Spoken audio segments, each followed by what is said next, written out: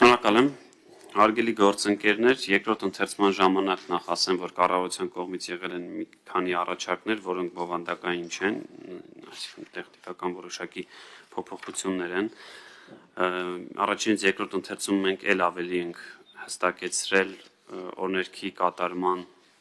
կարգը եւ ձևերը, եթե շատ ավելի պարզ ասեմ, մենք ունենք մեկ հավելված օրենքում եւ ասում էր, որ հենց այս հավելվածին համապատասխան պետք է լինի, բայց նաև հենց նույն օրենքը սահմանում էր, որ օրենքը կարող է կամ երաշտական կատարմամբ հնչել, կամ ակապելա, կամ երկուսը միասին, եւ մենք այս բոլոր 3 դեպքերի համար առանձին հավելվածներ ենք նախատեսել, այսինքն առանձին հավելված միայն երաշտության համար տվել ենք երկար տարբերակի նոտաները, տվել ենք երգչախմբի դեպքում տեքստը եւ նաև այս նույն 3 տարբերակները կարճ տարբերակով ենք սահմանել, ինչպես գիտեք, առաջին ընթերցման ժամանակ էլ ես ասացի, որ Հայաստանի Հանրապետության օրենքը, ինչպես աշխարհի բոլոր երկրների օրենքները, տարբեր միջոցառումների ժամանակ կախված այդ միջոցառման բնույթից, տևողությունից, իրենք կատարվում են կարճ տարբերակով,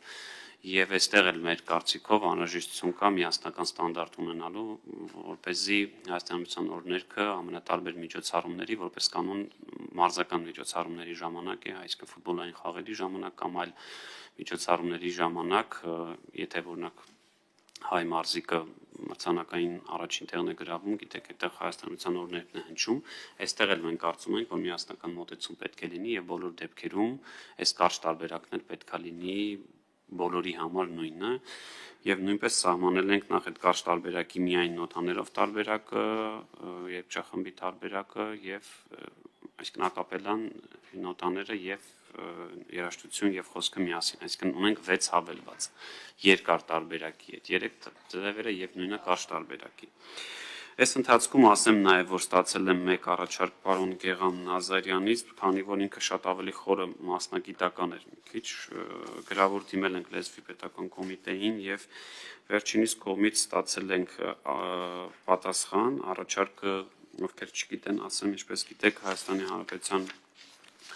օրենքը մեր հայրենիք ազատ անկախ, որ ապրել է դարեդար, պարոն Գեգամ Նազարյանն առաջարկում էր ապրել է բայը փոխարինել ապրում է դարեդար, լեզվի պետական կոմիտեից ստացել ենք պատասխան, որ եթե ավելի պարզ ասած, գուցե Տիկին Դվոյանը, եթե կարիք լինի ավելի քերականական մասը ավելի պարզ կնկարագրի, բայց առաջարկն ըստ էության ընդունելի չի համարվել, նշվելով, որ դարեդար արտահայտության հետ ճիշտը ապրել են, այսինքն դարեդար, այսինքն ձեր են մտավախությունը, որ ապրել է դարեդար, հասկացում է, որ եղել է չկա, դարեդարի դեպքում դա այդպես չի, որտեղ դարեդարը ինքը հենց շարունակականություն, հարատևություն է ցույց տալիս, սա էր պատասխանը, ամեն դեպքում դրա համար պարոն Նազարյան ընդունելի չի եղել, կարծես այլ առաջարկ չունեինք, չէ՞, պարոն Արծիք Մինասյանի կողմից եղել էր, չէ՞ գրա, պարոն Արծիք Մինասյանը բանավոր էր հնչեցնում, բայց գրավոր չի եղել առաջարկ կապված օրենքի կատարման կարգի հետ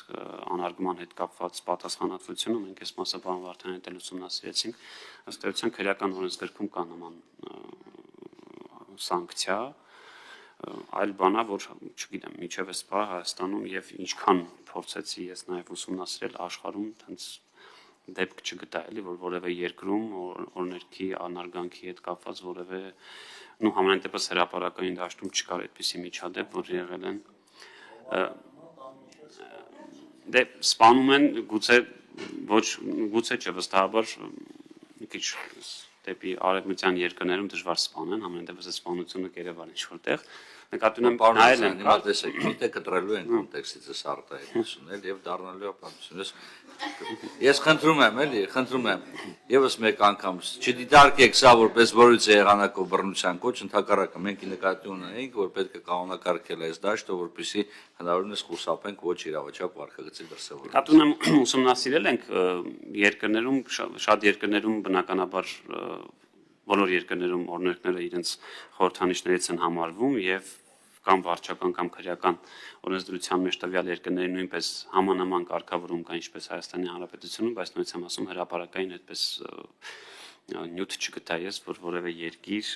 անարգանքի համար պատասխանատու։ Ինչու է սա նաև նայում, որովհետև պարոն Մինասյանի բարձրացած հարցը իսկապես կարևոր էր, ուզում եմ նաև այդ հասկանալ անարգել ասվածը